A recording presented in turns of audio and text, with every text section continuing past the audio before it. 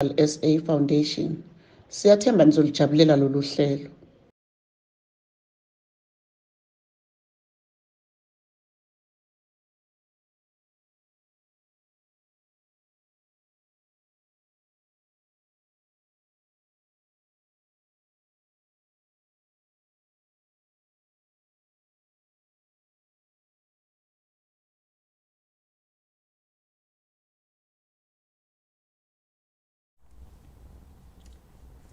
Sanibonani bafundi ba grade 12. Mrs. Sisbia, we are doing English first additional language. Namhlanje senza paper 1. Paper 1 ke wenu is out of 80 marks. Siyawazi. And 80 marks kuno section A, kuno section B, kuno section C. Section A wethu uba comprehension. And the comprehension is out of 30 marks. Then after comprehension, bese bakhona section B. Section B uba is summary which is 10 marks. Then section C bese ngena language eba out of 40 ehlukanisiwe ke nayo ke ukuthi yini engena language but yona it's out of 40. Right. So kubalekile ke when you get the paper ukuthi read the instructions first. Kubalekile ukuthi ufunde ama instructions and kubalekile again grade 12 ukuthi uwaphendule onke ama questions and uqale isection entsha uqale kwi-page elisha. Mabubhali answer wenze short umsebenzi wakho nithi ushiya isikhala, you leave a line after each answer and kubalekile futhi again ukuthi ama questions akho uwanumberishe ngendlela correct ukuze ungalahlekelwa ama marks. Right. When it comes to comprehension, njoba ngithe it's marked out of 40 marks. You can start with any question, but if you decide to start with comprehension, the first thing that you do is just scan. You read through the whole passage and then you uphinde uyiskime. Ngalesikhathi awungeke uthi uyithola nje ubuphendula ama questions. No, you first scan, you skim, then masuqedileke usungachecka ama questions before you start writing. Musuqala ngokubhala. And a tip nje when it comes to comprehension grade 12, uzothola ukuthi question 1 uthi refer to paragraph 1. I-answer yakho i-paragraph 1 vele. Question 2 uthi refer to paragraph 2. Should answer yakho ibheka kuphi? Paragraph 2. Question 3 refer to paragraph 3, etc, etc. So lokho kuzoguide ukuthi mabethi refer to paragraph 1 vele answer ibheke lapha kubani ku paragraph 1 kanjalo question 2 3 4 till you come to the end of section. Right. The comprehension, the paper that's gonna do the whole paper namhlanje paper 1. Elika September ke elamanje nje manje ngo September ngo 2021. So we'll start with the comprehension passage. The topic is a shot in the arm. A shot in the arm. La khulunywa we know ukuthi manje sikwi period ye COVID-19 ne vaccination that is being recommended and all that. Nabantu abaskeptical whether they need to vaccinate or not. Now wonke lama myths that go with vaccination. Right. I'll read the comprehension twice and then we'll answer the questions as we go along. Right. A shot in the arm. A shot in the arm. Shuthi la kunywa ngani ngokujova. A shot, not being shot like we are dujula, but a shot in the arm because vele bafaka inaliti when they vaccinate you. Right. The COVID-19 vaccine is the world's best hope of beating a virus that has killed 2 million people, infected 90 million, and brought mayhem and misery to a horrified planet. Many people were skeptical of the COVID-19 vaccine. If you are skeptical, you are not sure whether to do it or not, because They were fearful that it was developed too fast. They thought it could make them sick. There were some conspiracy theories claiming that a microchip could be inserted in one's body that would allow the founder, Bill Gates, to track people, whilst some even claimed that the vaccine changes one's DNA. Those are all the myths that have been going around about a vaccine. The indiscriminate use of social media has made misleading information and conspiracy theories about COVID-19 go viral, says Professor Rose Bennett, the head of South African Vaccination Center in the Department of Virology at the Selako Makgatho Health Center in Pretoria.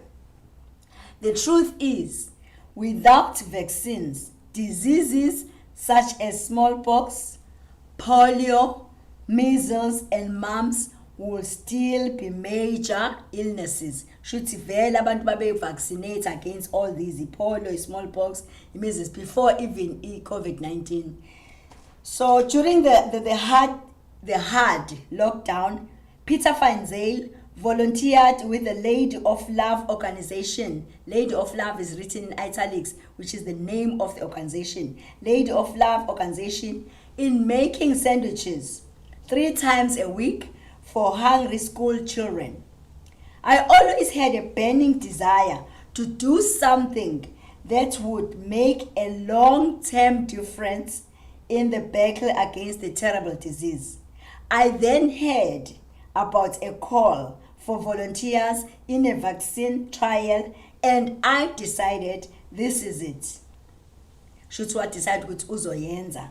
I wanted to prove that vaccines are safe and save lives, he said. Many of the other volunteers expressed the same wish. A few admitted they were doing it for the 360 stipend, Malababe Tolo 360 Mali stipend, which they received during each visit to the center. Center, volunteer 360 center. The stipend was meant to cover for transport and their time. The scientists running the trial were looking for adults who were on chronic medication. Peter Van Zyl was perfect because he is over 40 years and is on a range of psychiatric medication. They were specifically testing to find out if the vaccine would have any interaction with the medication the subjects were taking. There were 12,000 participants in 20 sites all over South Africa. They all had to sign an extensive consent form explained in detail by a doctor who specializes in immunology. We also attended a workshop where we were told about possible side effects such as persistent headaches, blurred vision babetsheliwe ukuthi mhlambe bazoba nama-persistent headaches, ikhanda elingapheli, blurred vision mhlambe bangakwazi ukubona kahle, seizures mhlambe kube nokudlikiza, and confusion. There was no going back. Batshelwa but bathi no baqhubeka bayayenza. The pull of being at the cutting edge of medicine and making a difference was too strong, said Van Zyl. Each participant was given a box with a digital thermometer and a pulse oximeter, which measures the oxygen level in the blood. They were supposed to take measurements twice a week and record them on an app in their smartphones. In the box, there was also a COVID-19 test kit that they had to use if they experienced any symptoms. When I got home with Peter Van Zyl, I immediately posted on my Facebook page that I had just been vaccinated against COVID-19 and that I was officially a guinea pig. Guinea pig, umuntu okutestwa ngaye ukuthi into izophumelela yini. There were mixed reactions when my friends and family heard that I had signed up to be a guinea pig for a vaccine against COVID-19. I was called everything, bambiza ngamagama, from courageous to crazy, abaye babethu nesibili, abaye bethu yahlanya, disobedient to the Lord, abaye bethu uNkulunkulu akamlaleli, and even satanic, bambiza ngokuthi uyi-satanist, said Fanzeli. Surprisingly, when the vaccine was officially rolled out in South Africa, there was a scramble for it. Uthi komthusa ukuthi kwathi mayifika i-vaccine wonke umuntu was going for it. Kanti kade bembiza ngazo zonke lezi zinto. Whilst there may be short-term vaccine side effects, students have shown that COVID-19 vaccines are safe. Advanced technology over the years has made the fast production of the vaccine possible. Thanks to people like Peter Fanzeli, who agreed to be guinea pigs and rolled their sleeves. When you roll your sleeve, they rolled their sleeves to join a clinical trial to test for possible side effects of COVID-19 vaccine. The world had accepted that it is safe. The vaccine has been approved and registered with the South African Regulatory Authority. There is hope that other vaccines for diseases like tuberculosis and malaria that kill millions of people a year may soon be made. Okay, that is my first reading. So after you've done your first reading, you can just browse through my questions. And then after you browse through the questions, and then you go back. So and then the aim is to only to tell ukuthi wabheka kancane ama questions. Then mawusube usufunda kwesibili yilake usuyazi ukuthi I saw that question, so engazuthi answer ikanje, so usufunda ke manje with more understanding. I will do the same because I want to teach you the drill, but when we can do it 3 times, but I'm not going to do it 3 times because of his cut. But ngizophinde ngifunde kwesibili, a shot in the arm. Okay, so let's look at the questions. My questions again. The first question is refer to paragraph 1. As I told you, that's paragraph 1. The answer, question 1, uzothi refer to paragraph 1. Iti question, refer to paragraph 1. Quote. Makuthiwa quote grade 12, you know that you have to use inverted commas because you are quoting. To quote 1, quote a single word, shuthi igama elilodwa, which is the same as earth. When you look at paragraph 1, I'll just look at paragraph 1. The COVID-19 vaccine is the world's best hope of beating a virus that has killed 2 million people, infected 90 million, and brought mayhem and misery to a horrified planet. So what is the other word here for earth? The other word for earth, the other word is, you quote and then you write it. The answer is planet, and you put the inverted commas because you are quoting. Let's go to question 2. Question 2 bheka ke uthi refer to paragraph 2. Yabona shuthi la sihamba ngama paragraphs. Hamba ngoline. Paragraph 2 uthi state 2 beliefs that people have about COVID-19 vaccine. 2 beliefs. Let's look at paragraph 2. Many people were skeptical of the COVID-19 vaccine because they were fearful that it was developed too fast. They thought it could make them sick. There was some conspiracy theories claiming that a microchip could be inserted in one's body that would allow the founder, Bill Gates, to track people, while some even claimed that the vaccine changes one's DNA. The question is again, refer to paragraph 2, state 2 beliefs that people have about the COVID-19 vaccine. What are those beliefs? Eyokuqala, babethi it could make people sick. Yenza abantu bagule, or But bakhuluma ngale microchip ka Bill Gates. A microchip could be inserted in one's body that would allow Bill Gates to track them ukuthi akwazi ukuba track ukuthi bakuphi. Or eyesithathu, you can say it changes one's DNA. So either of those is correct. But bafuna mangaki awu2 because it's 2 marks. So yokuqala ungasho ukuthi it could make people sick, or it changes one's DNA, or a microchip could be inserted in one's arm, which in one's body that could allow Bill Gates ukuthi akwazi to track them. Akwazi ukubalandela. Right.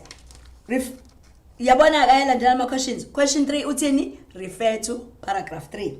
Question 3 uthi, how has social media instilled fear of the COVID-19 vaccine? Yenzeni social media? Social media, it has instilled fear kanjani? Ngoba it has increased what?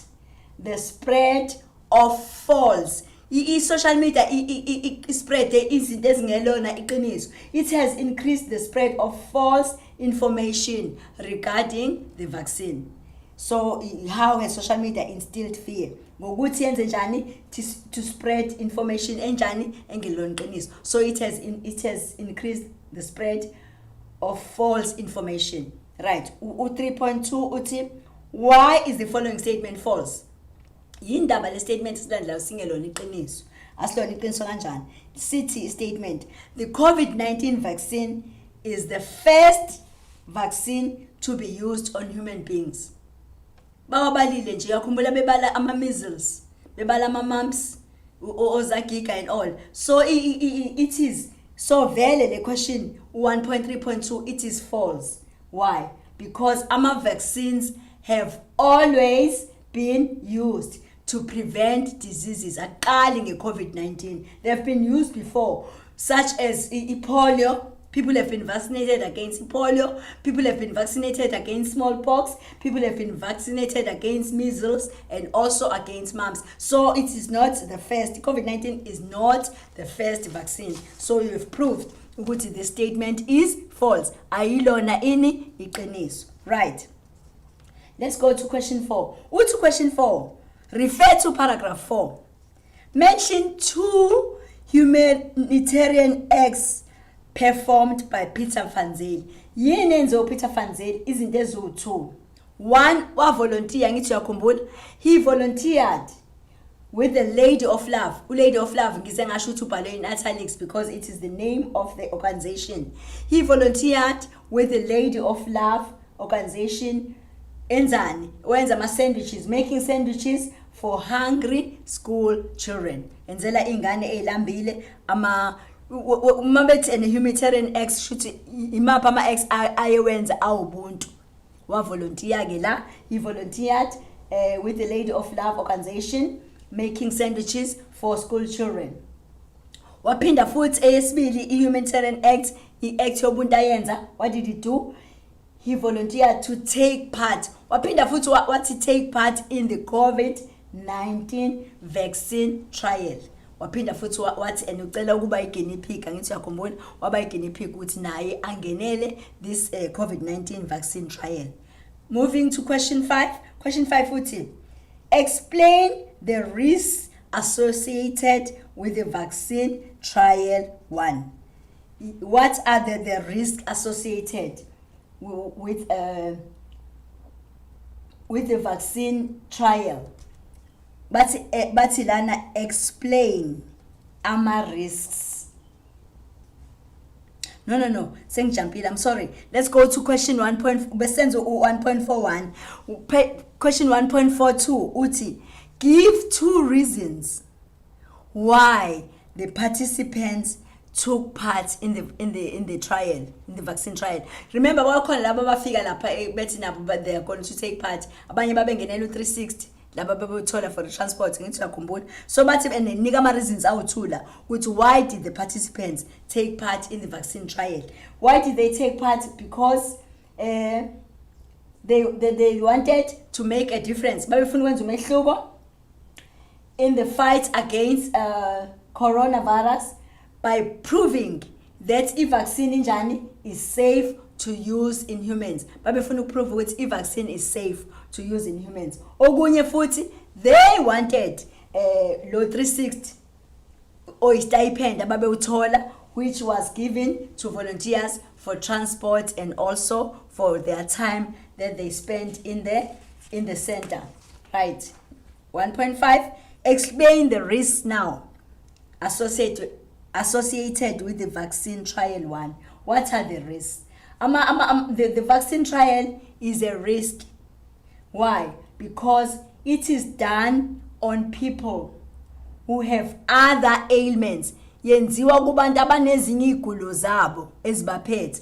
It is done to other people who have other ailments, as the participants have to be on chronic medication. Fanele yenziwe kubantu vele abathatha i-treatment for a chronic medication. So bathi ke lana ke yini ama-risk that are involved in vaccine trial 1 ukuthi it is done to people already abanjani abagulayo who have other ailments, abanezinye igulo ezibaphathayo, as the participants have to be on chronic medication. Right.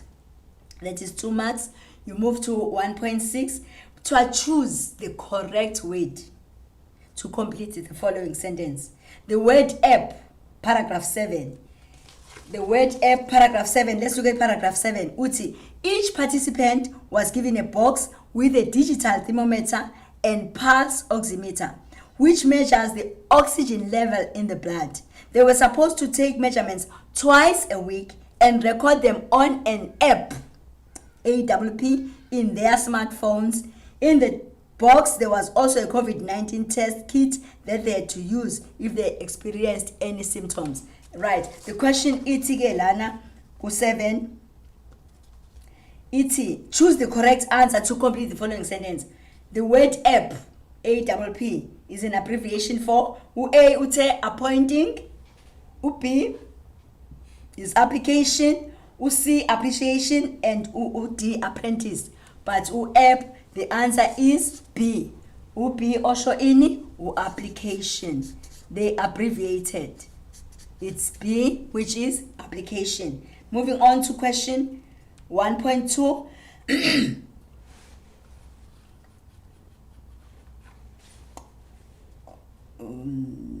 No, that was question 6, which was referring to paragraph 7. 1.7.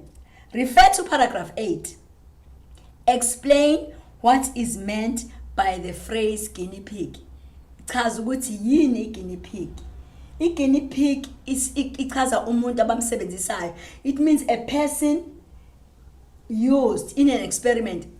Sometimes they use amagundane kwesinye isikhathi mabenza ama-experiments. Sometimes they use monkeys. Sometimes they do use people as well as guinea pigs. Chaza ukuthi what does this word guinea pig means? It means a person used in an experiment to discover the effects of a drug on humans. Basuke befuna ukubona ukuthi how is the person going to react to a drug, or how are the mice mhlawumbe besenza amagundane azo react kanjani before they test that drug on human beings. So if you are a guinea pig, it's just on a trial basis. So bathi chaza la what it means. So uyachaza ke when it means a person used in an experiment to discover the effects of a drug on humans. Right.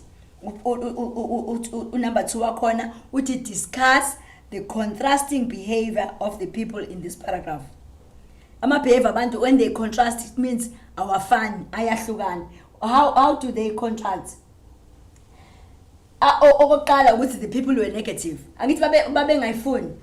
Bambiza ngokuthi uyahlanya, uphambene, uyi-satanist, is acting against God. So bathi lana ke ichaza ke i-contrasting behavior. Shuthi behavior abantu ehlukene. Uzoshoke la ukuthi people were negative about the study. Abanye they criticized Peter van Zyl for taking part in the study. Yet when the vaccine was rolled out, they fought. Bona labantu bemcriticize, they were the first people who fought to be the first which bayithole i-vaccine. So i-behavior yabo it contrast lapho ngoba kade bemblame, but masifika i-vaccine, they are the first people who are fighting ukuthi bagijime bayonjani bayojova. Right. Number 8, refer to lines 49 to 50. The vaccine has been approved and registered with the South African Regulatory Authority. Right, question 1 uthi. What point does the writer make in these lines?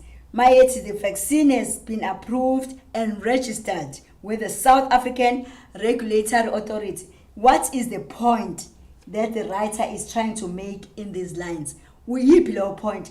The point is that the writer is trying to prove that a vaccine is safe to use as it has been approved. Approved and registered with the regulatory body AEP, which is the South African Regulatory Authority. Right.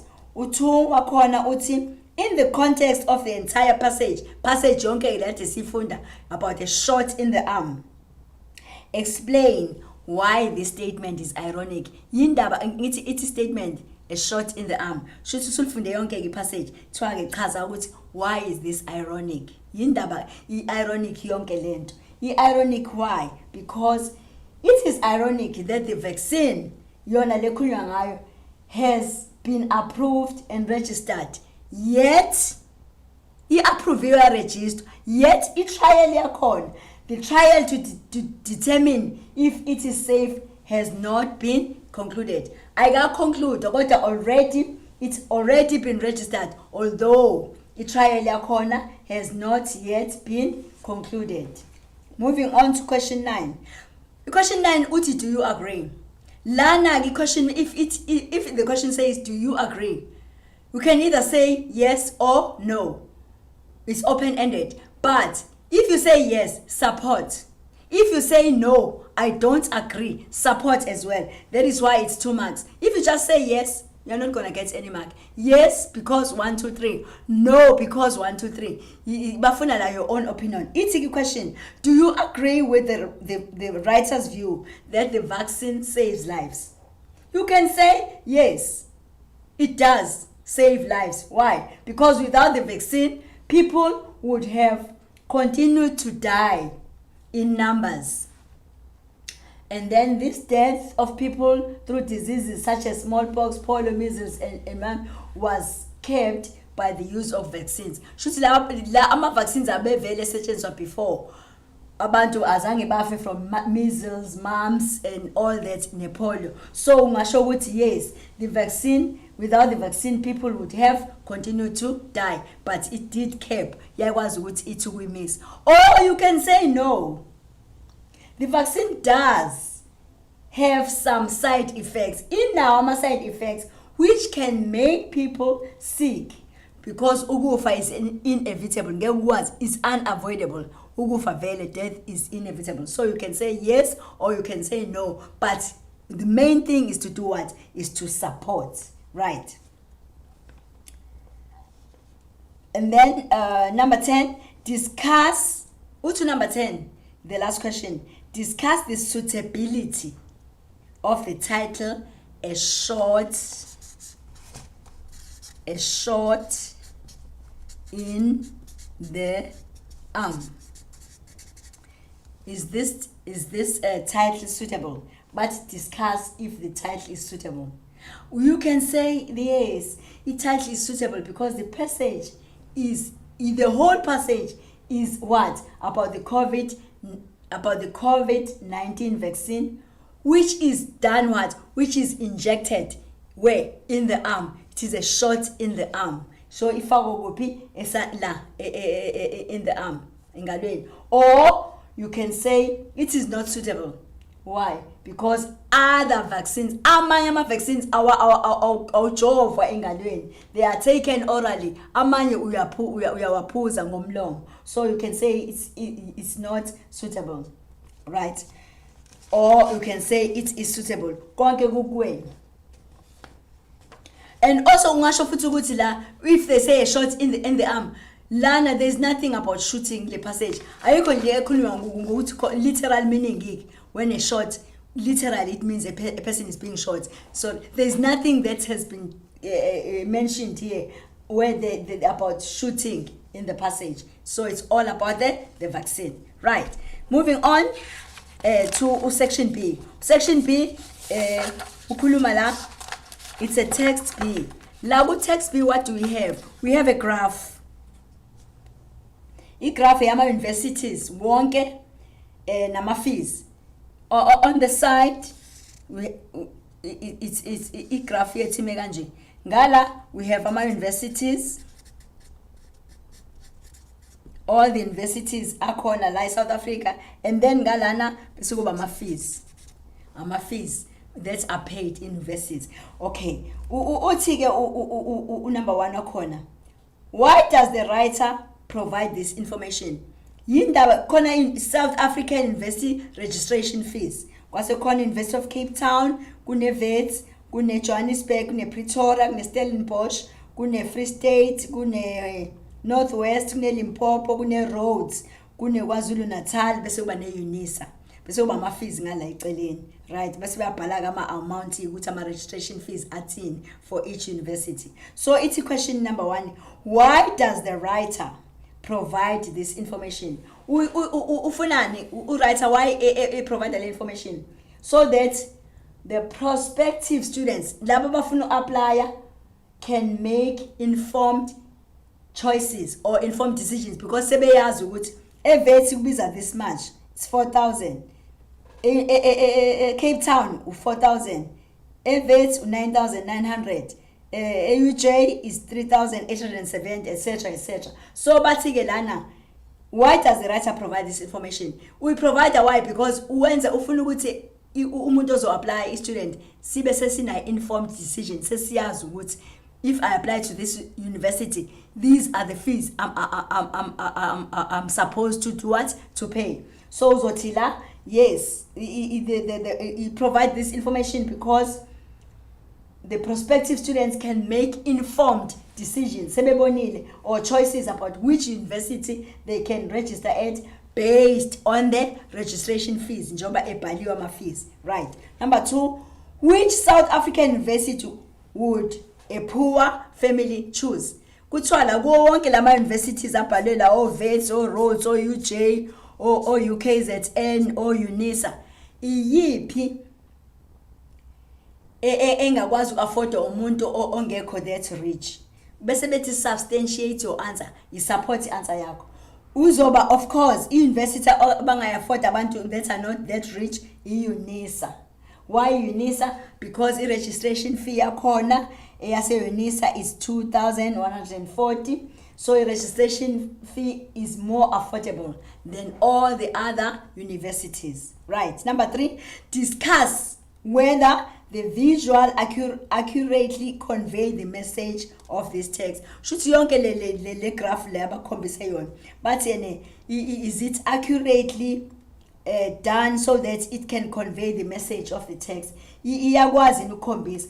Uzothi yes, it does. Why? Because the graph it shows the registration fees on the side and then charged by each university, and then bese kuba and then also kunama different ama-lens akhombisa ukuthi le is more expensive kanjalo UCT nje is the most expensive, ilandelwe i-Rhodes, kube i-Free State, i-Wits, Pretoria icishilingane ne-Stellenbosch kanjalo, but the lowest is iUNISA. So uzothwena yes, i-question it discuss whether the visuals accurately convey the message. Yes, they do. Why? Because the graph shows ama registration fees that are charged by each university, and the difference in length indicates ama differences in the fees that are being charged.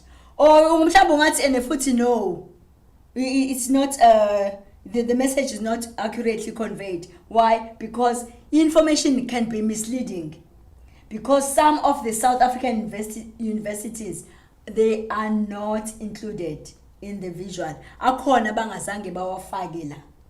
So umuntu illiterate ongakazaza afunde, an illiterate person or parent may not understand the bar graph.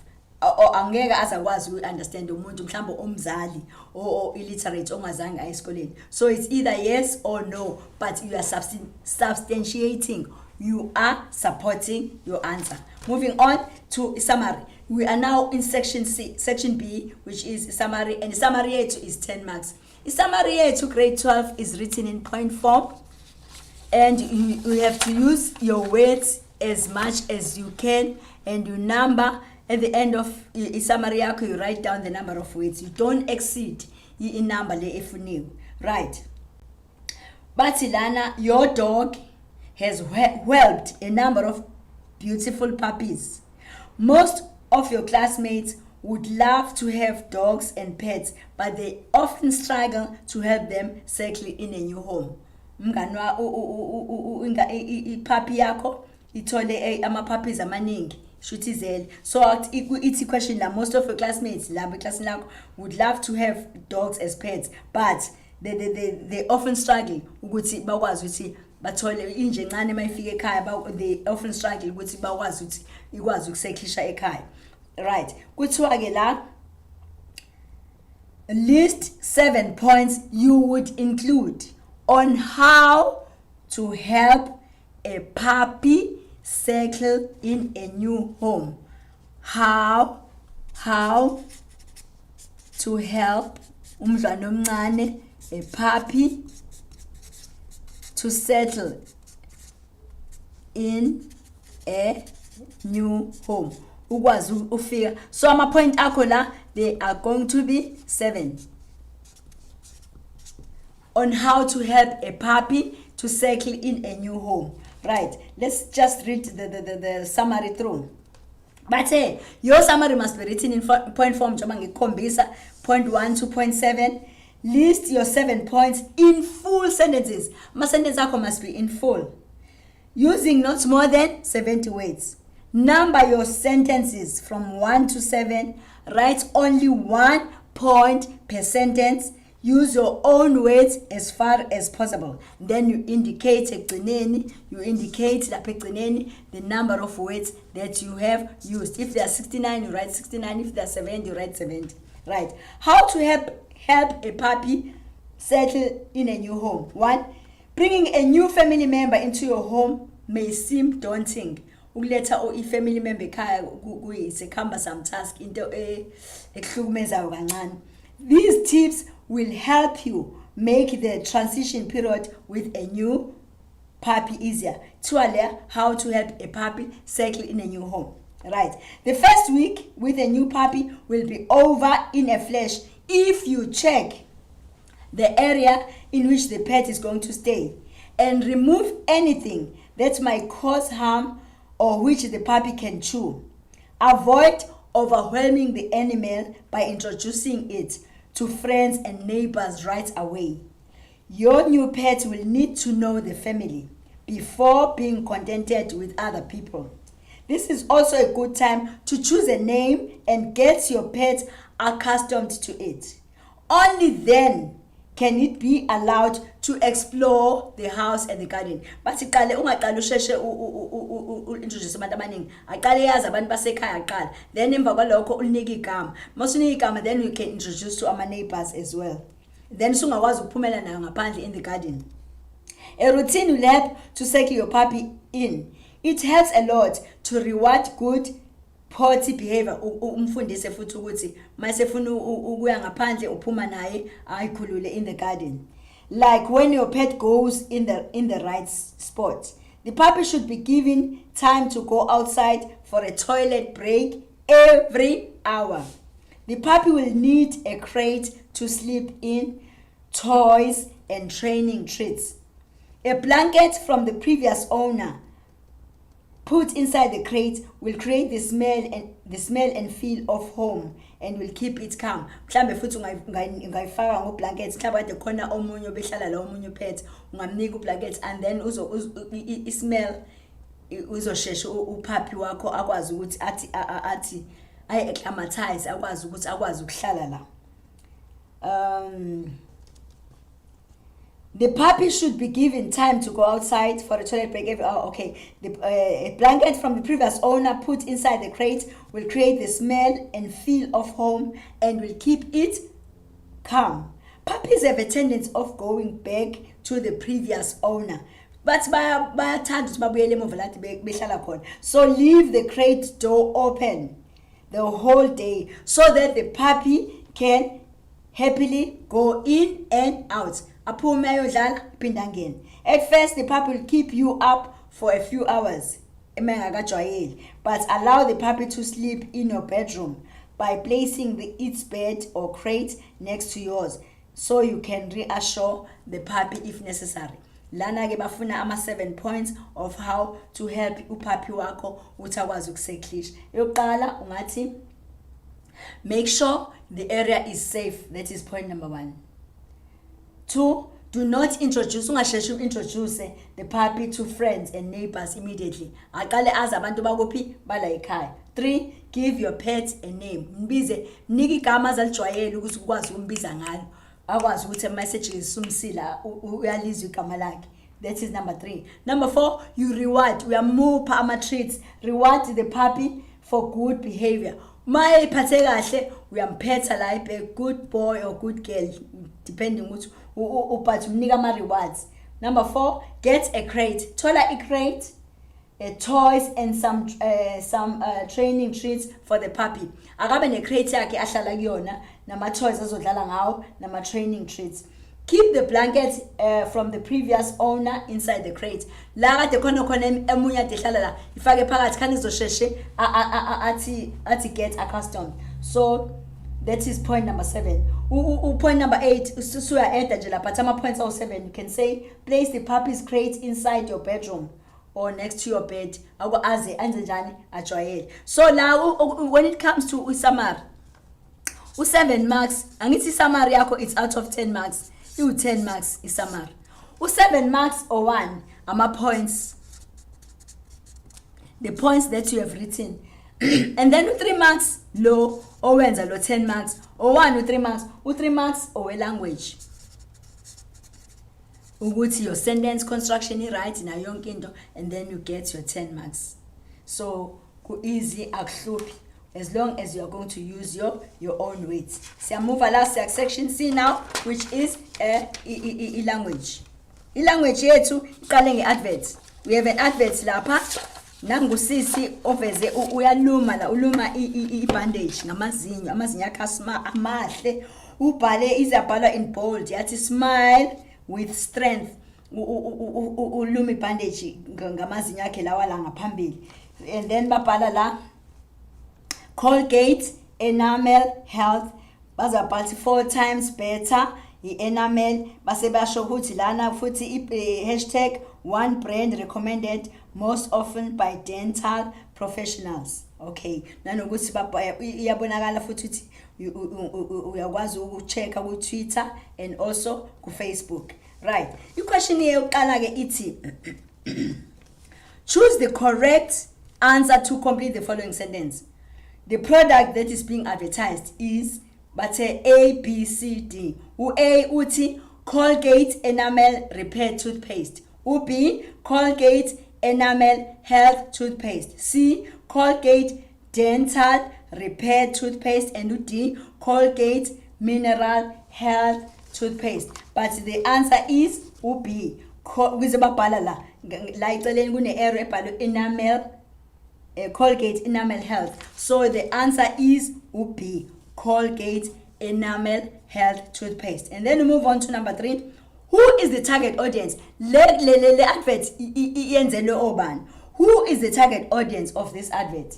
The target audience for this advert are people.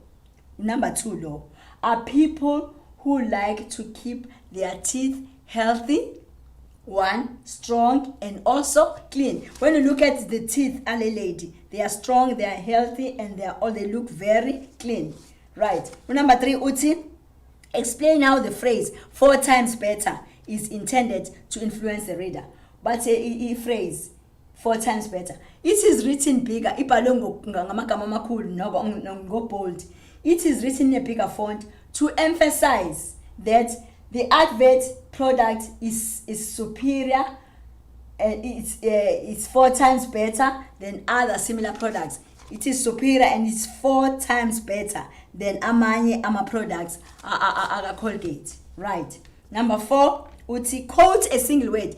Right, grade 12 multiple codes. Don't forget to put inverted commas to show that you are quoting. Twala quote a single word that refers to a part of a tooth. Part of a tooth, one single word it is an enamel. Right. Number 5, rewrite the following sentence in the future tense. Sentence liti, brushing teeth with Colgate improves dental health. So if it's a future tense, ntozoyifaka nje kuphela la ubani will. So your sentence will be brushing teeth with Colgate will improve dental health because it is the future tense. Number 6, how can you get information about the advert? Stay 2 ways. There's Facebook and there's also Twitter. Right. Number 7, discuss whether the visuals, but in visuals are the adverts, are they effective in conveying the message of the advert? I was in convey message advert. It's in answer lapo. 1, visuals ubambe ibandage ngamazinyo. So the visuals, she uses her teeth to cut a bandage, which shows the strength of her teeth due to the use of this product. So the question is again, discuss whether it is effective. Yes, it is effective. Why? Because it shows that after using this Colgate enamel health toothpaste, the teeth are so strong that the woman can use them to cut a bandage. Angakwazi ukuthi asebenzise amazinyo akhe indlela strong hayi ukuthi ahlephule le bandage. And even if facial expression yakhe, when you look at her face, facial expression yakhe indicates the use of the pressure and the force ayisebenzisayo ukuthi athi akwazi ukuthi tear this bandage, akwazi ukuthi ahlephule. Right. Second, moving on to question 4. Question 4, there's a cartoon here. A cartoon usually iba nama frames. In this one, we have 1, 2, 3, 4, 5, 6, 7, 8, 9. 1, 2, 3, 4, 5, 6, 7. We have 9 frames. There's a wife and a husband here. Uplondi. Kanye no husband wake uDegood. Right. They are sitting. Uplondi. She says, "Oh dear, that is frame 2. Oh dear, my poor little bird feeder has just had it. Ubuka little bird feeder yakhe uthi engathi si about had it shuthi siqala ukugoga, and then she goes to her husband. She says, I wonder if Degood can fix it. Frame 3. Frame 4, she goes to her husband and then she says, do you think you could fix my bird feeder? And then husband uthi, yeah, sure, I can do it. And then umfica ulapha lounge husband, because husband is sitting on the couch. And then husband uyasukuma immediately uyamshiya wife uthi put it on the dining room table and I'll go get my tools. Uyagijima ukuthatha ama tools akhe because he wants to fix this bird feeder. Nangoku siyasebenza ke lapha ku dining room table. So shuthi la ubusy uyagrinder uyakhatha. Bam, there's noise here, uyasebenza. And then frame 4, usethi, here you go honey, it's as good as new. Useyamnika, and then he says as good as new. And then wife puts, oh, thank you. And then it is so wonderful being married to a handyman. Uyabonga ukuthi ushade no handyman. The question lana ithi ke, in this cartoon the woman is blonde and husband is Degood. Refer to frame 1. Choose the correct answer to complete the following sentence. The phrase just about had it. It has just about had it. It means it is turn out, pass out, worn out, or work out. A, turn out, B, pass out, C, worn out, 3, it's worn out. Shuthi is just about had it. Isinjani, isigugile or isihlephukile isamuke kahle. So the answer is C, worn out. Number 2 uthi, what is the setting of frame 3? Bakuphi lapha ku frame 3? Ku frame 3 they are in the lounge. Bahleli in the lounge in the sitting room because sibona ini i-couch, sibona ini no sofa. Number 3 uthi, refer to frame 5. Explain why the words so lo uso ngenkathi ebhize saha. So. But explain why the word so is written in capital letters. It is written in capital letters. Why? Because it it represents a loud sound. So there is a loud sound. La, ngenkathi esaha, it shows a loud sound. Umsindo wesaha. Utu uti. What figure of speech? So. What is figure of speech is that is onomatopoeia. So shooting ngakathi isaha liba ngumsindo. Right, repetition of the sound. Number 4 uti. How does the cartoonist use the verbal clue to convey Blondie's feelings? Yina asikhombisa ngayo uBlondie. She thanks Utagood, or she thanks her husband. She expresses her appreciation by saying thank you. Utu, provide a reason why Dagood's speech is in ellipses. My ellipses is 3 dots. Something was left unsaid. Provide a reason why Dagood's speech is in ellipses. It is in ellipses. Why? Because Utagood hesitates. Immediately, he hesitates before saying yes. Proceeding with what he is saying. So Kale hesitate. Number 5, to find the cartoonist humorous. We substantiate your answer. Yes, Blondie appreciates the work done by her husband, not knowing so you can say yes, Blondie appreciates the work done by her husband, not knowing about the mess he has made in the dining room. It's humorous because we are born but we know so fix a mess. Or you can say no, Dagood leaves the place in a mess. And then let's see lapha language ngokushesha. Lapha language we are just editing mistakes. Mistakes bring the joy of reading to the kids. But literacy rates in South Africa are very low. A report on reading literacy study skills concluded by Read Across South Africa says 8 out of 10 grade 4 pupils cannot read for meaning in any language. But now we're just correcting single errors. Kunama errors that finance correct. Like A, but Sunday, correct the single error in each of the following sentences. Sunday Times have collaborated with Book Dash. So we cannot say Sunday Times have. So the answer should be Sunday Times has.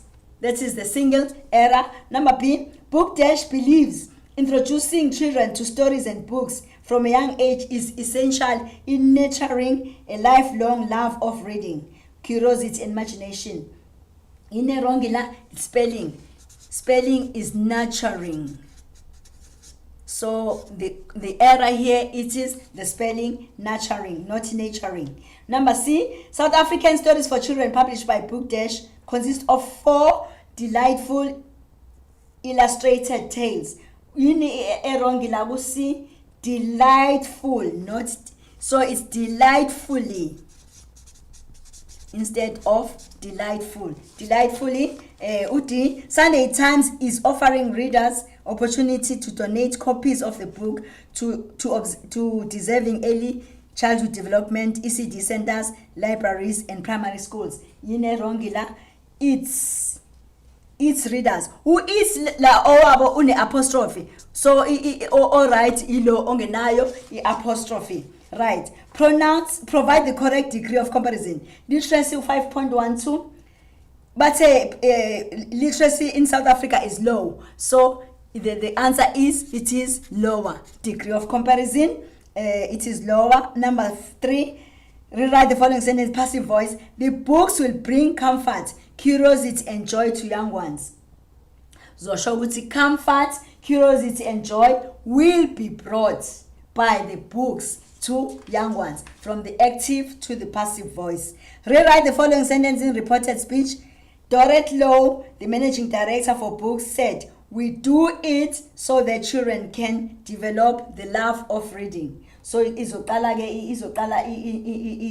sentence lakho ngokuthi Dorothy Lowe, the managing director for books, they said that they did it so that the children could develop the love of reading. 5, bathathola synonym la of the word privilege. Kuno story, kuno award, kuno fable, kuno honor. Privilege, The question, the answer is D, the honor. Number 6, give the correct form of the word in brackets. Reading promotes literacy and discourage illiteracy. So illiteracy, the answer is illiteracy. Illiteracy instead of illiterate. Right. Provide an antonym. Antonym is the opposite of the word behavior. So antonym yakhona ubani misbehavior. Instead of behavior, it is misbehavior. We're only left with 3 questions. La kune online shopping la, but you can buy virtually online. Ujilo. Study the following sentence. You can buy virtually everything online. But la lana kunama part of speech out too. Kuno you that is being underlined. And no virtually. No virtually that is underlined. You can buy virtually anything online. So you is a pronoun. But in the part of speech la, it is a pronoun. Virtually is an adverb. So you've got your 2 marks there. Complete the following tag question. People can buy shoes online. And then we'll cut as a question tag. People can buy shoes online, and then you just write can't they, and then you put your question mark. Or you can say can they not, and then you put your question mark. Number 3, rewrite the following sentence in negative form. The internet changes how we buy. Negative form we are picking up. So the internet changed how we buy. The internet did not change how we buy. Instead of changed, because in the past tense, so it did not change how we buy. The last question is sentence out 2. The woman is thinking of using the credit card to buy a pair of shoes online. The woman is thinking of using credit card to buy books, to buy her credit card to book a holiday online. So the woman is thinking of using her credit card to either buy a pair of shoes or book a holiday online. Or you can say the woman is either thinking of using her credit card to buy a pair of shoes or to book a holiday online. Then that's how we come to the end of this paper. It's a bit long. Skati is a bit short, but we touched on very important facts with how to go about writing a paper 1. And yeah, soon you'll be writing paper 1. If you can just keep this in mind, you will make it. All the best. Thank you so much. We've come to the end of today's lesson. Thank you. Ningakhohlwa ukuthi nisengathokozela ezinye izifundo eziyisithupha kanye nezengeziwe i-learner wellness, i-career guidance kanye ne-advanced program. Hlanganyela nathi kwizifundo ezi-online ku-068 151 1072 noma ku-GoDigi@godigitalsa.today. Siyabonga.